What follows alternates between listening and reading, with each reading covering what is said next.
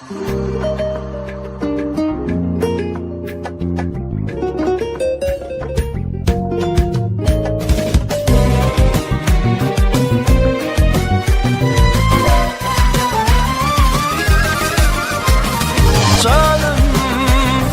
başkalara koyma beni canım, ayrılığa kalma beni canım. Gel canım, gel canım, seni kıysa yarın.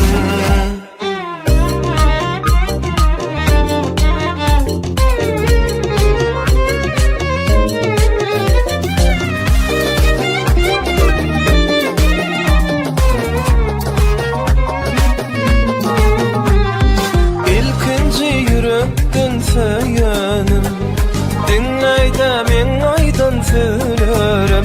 Ananma ılgı sözlerine, yaş koyma seni söyün gözlerine.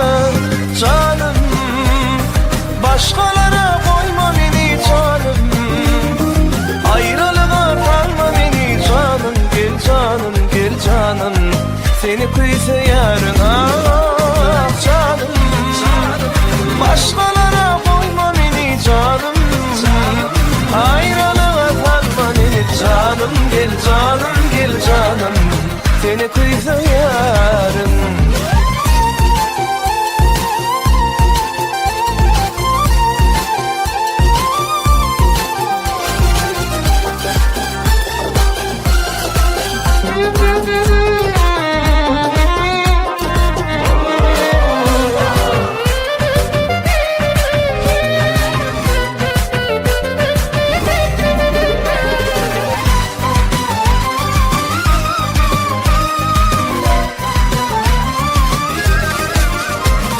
Her seni görünme gözlerim, dilimde yerer söylerim. Ananma ılgı sözlerine, yaş koyma seni söyün gözlerine.